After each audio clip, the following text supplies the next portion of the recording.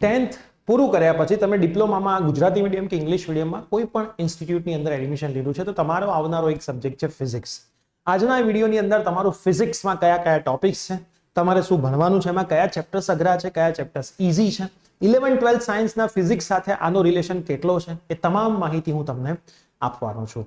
પણ વિડીયોને ચાલુ કરતા પહેલા તમારા ડિપ્લોમા માટેના આપણે સરસ મજાના વોટ્સઅપ ગ્રુપ બનાવ્યા છે જેમાં તમારી ડિપ્લોમાની તમામ માહિતી, ચાહે એક્ઝામની માહિતી હોય, એનરોલમેન્ટ નંબરની માહિતી હોય, વેકેશનની માહિતી હોય, એના માટેના વોટ્સઅપ ગ્રુપમાં તમે આજે જ જોડાઈ જજો. ફ્રી ઓફ કોસ્ટ છે અને આપણી એપ્લિકેશન પ્રિયસ્ય વિદ્યાપીઠને પણ ડાઉનલોડ કરી દેજો કેમ કે ફર્સ્ટ સેમિસ્ટરના તમારા તમામ કોર્સ આપણા પ્લેટફોર્મ પ્રિયસ્ય વિદ્યાપીઠ પર લોન્ચ થઈ ગયા છે. જ્યારે તમે માર્કેટમાંથી બુક લેવા જશો તો પણ 250-300 ની બુક આવશે, એમાં પણ નવા સિલેબસ એકોર્ડિંગ બધી વસ્તુઓ નહીં હોય.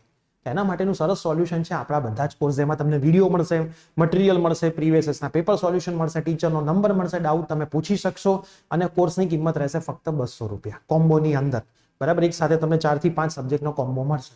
તો તમારે જો સરસ મજાનું રિઝલ્ટ તમારા ડિપ્લોમામાં લાવવું હોય તો આજે જ કોર્સમાં જોડાઈ જજો. કંઈ ખ્યાલ ના આવે તો ડિસ્ક્રિપ્શનમાં અમારો નંબર પણ અવેલેબલ છે, નંબર પર પણ તમે કોન્ટેક્ટ કરી શકો છો. હવે સૌથી પહેલું જે ચેપ્ટર છે એ ફિઝિક્સની અંદર મેઝરમેન્ટનું છે. કેમ કે તમારી લોજિક છે, તમે જ્યારે ક્યાંય દુકાને જાઓ છો કંઈક લેવા માટે, 5 કિલો ખાંડ આપો ને, સમય કોઈને કહે તો 5 કલાક 10 મિનિટ 2 સેકન્ડ થઈ છે. દોડવા જાઓ તો હું 3 કિલોમીટર દોડીને આવ્યો. તો દરેક જગ્યાએ એક વેલ્યુ છે અને એનો એક એકમ છે, યુનિટ એટલે એકમ. તો આ બધી ભૌતિક રાશિઓ જે છે, ફિઝિકલ ક્વોન્ટિટી અને એના ફિઝિકલ યુનિટ શું છે એની માહિતી આપતું ચેપ્ટર એટલે પહેલું ચેપ્ટર. જ્યારે તમે કોઈ મેઝરમેન્ટ કરશો તો ફૂટપટ્ટીથી કરશો, વર્નિયરથી કરશો, સ્ક્રૂ ગેજથી કરશો તો એ પણ ભણવાનું છે. અને એ મેઝરમેન્ટમાં ત્રુટિ આવશે. ત્રુટિ મતલબ એરર. તો રિલેટિવ એરર શું છે, પ્રતિશત ત્રુટિ મતલબ પર્સન્ટેજ એરર શું છે, એરરમાં તમે શું ભૂલો કરો છો, એ તમામ માહિતી પહેલા ચેપ્ટરમાં ભણવાની છે. એરર માપતી વખતે એક્યુરસી કેટલી હોવી જોઈએ, સચોટતા કેટલી, પ્રિસિઝન કેટલું હોવું જોઈએ, એ પણ તમારે આ જ ચેપ્ટરમાં ભણવાનું છે.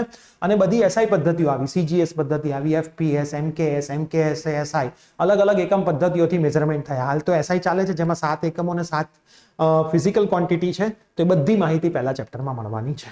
સાથે સાથે સિગ્નિફિકન્ટ ફિગર એટલે કે સાર્થક અંકો શું છે એનો પણ એક તમને આની અંદર થોડુંક ખ્યાલ આવી જશે.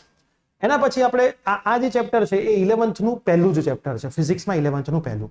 પછીનું જે ચેપ્ટર છે 12th નું પહેલું ચેપ્ટર મૂક્યું છે જેની અંદર ચાર્જ શું છે, વિદ્યુત ભાર શું છે, ક્વોન્ટાઇઝેશન મતલબ વિદ્યુત ભારનું ક્વોન્ટમીકરણ શું છે, કન્ઝર્વેશન ઓફ ચાર્જ શું છે, કુલમ્બનો નિયમ શું છે, ઇલેક્ટ્રિક ફિલ્ડ એટલે વિદ્યુત ક્ષેત્ર શું છે, વિદ્યુત ક્ષેત્રની તીવ્રતા, વિદ્યુત ક્ષેત્ર રેખા, ઇલેક્ટ્રિક ફિલ્ડ લાઇન, ફ્લક્સ શું છે, પછી પોટેન્શિયલ એટલે વિદ્યુત સ્થિતિમાન શું છે, પોટેન્શિયલનો તફાવત શું છે, કેપેસિટર શું છે, કેપેસિટરનું કેપેસિટન્સ કેવી રીતે વર્ક થાય, સમાંતર પ્લેટ કેપેસિટર મતલબ પેરેલલ પ્લેટ કેપેસિટર શું છે, પછી સિરીઝ અને પેરેલલ કનેક્શન, શ્રેણી અને સમાંતર જોડાણ કેપેસિટરનું એ પણ છે. અને ઇફેક્ટિવ, જ્યારે કેપેસિટરની પ્લેટો વચ્ચે કંઈક મટીરિયલ તમે નાખી દો, ડાઇલેક્ટ્રિક નાખી દો તો કેપેસિટન્સ ઉપર શું અસર થશે, તમામ વસ્તુ આપણે આ ચેપ્ટરમાં ભણવાના છીએ.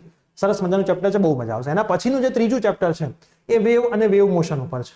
મતલબ આ ચેપ્ટર તમારે 11th માં આવે કે ભાઈ વેવ શું છે, વેવની મોશન શું છે, લોન્જિટ્યુડનલ ટ્રાન્સફર, ફ્રીક્વન્સી મતલબ આવૃત્તિ, પિરિયોડિક ટાઈમ મતલબ આવર્તકાળ, એમ્પ્લિટ્યુડ શું છે, તરંગ લંબાઈ શું છે, વેવલેન્થ શું છે, તરંગની સ્પીડ શું છે, એના બધાના સંબંધ, અલ્ટ્રાસોનિક શું છે, પછી અલ્ટ્રાસોનિકના મેઝરમેન્ટની જે મેથડ્સ છે, પ્રોડક્શનની જે મેથડ્સ છે, સોનાર, એનડીટી, એ તમામ વસ્તુઓ અને એમની એપ્લિકેશન શું છે એન્જિનિયરિંગની ફિલ્ડની અંદર, એ તમારે આ ચેપ્ટરની અંદર ભણવામાં આવશે.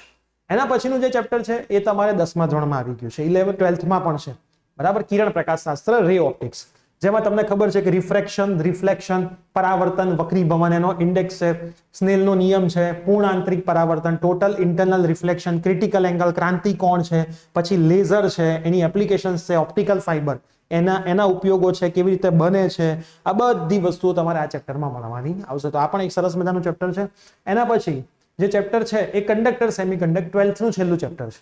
સેમિકન્ડક્ટર નામે, કંડક્ટર એટલે વિદ્યુતના વાહકો, સેમિકન્ડક્ટર એટલે અર્ધવાહકો, ઇન્સ્યુલેટર એટલે વિદ્યુતનું વહન ના કરી શકે એ. P type, N type, forward bias, reverse bias, half wave, full wave, અર્ધ તરંગ, પૂર્ણ તરંગ શું છે, આ તમામ વસ્તુ આ ચેપ્ટરમાં ભણવાની છે. સાથે જેનર ડાયોડ, પછી બધા ગેટ, એન્ડ ગેટ શું છે, ઓર ગેટ શું છે, નોર ગેટ શું છે, બધા ગેટ આપણે આ ચેપ્ટરની અંદર ભણવાના છે. તો આ પણ ચેપ્ટરમાં તમને થોડીક મજા 100% આવશે. તો આ ચેપ્ટર થોડુંક અઘરું છે કેમ કે ટોપિક બહુ બધા છે, ફિગર્સ બહુ બધી છે, આમાંય ફિગર્સ બહુ બધી છે એટલે તમને થોડુંક અઘરું લાગશે, પણ 10મામાં તો એટલે બહુ વાંધો નહીં આવે. આ ચેપ્ટર તો તમારા માટે થોડુંક નવું હશે, થોડો ઘણો કન્સેપ્ટ તમારો આનો આગળ આવેલો છે. આ ચેપ્ટર પણ તમારા માટે નવું હશે. અવરોધનું શ્રેણી સમાંતર ભણ્યા છો, કેપેસિટરનું નથી ભણ્યા, તો એ કેપેસિટરનું તમારે આની અંદર આવશે અને આ ચેપ્ટર તો તમારા માટે સાવ નવું છે. તો એક સરસ મજાનો ફિઝિક્સનો સિલેબસ છે જે તમારે ભણવાનો છે.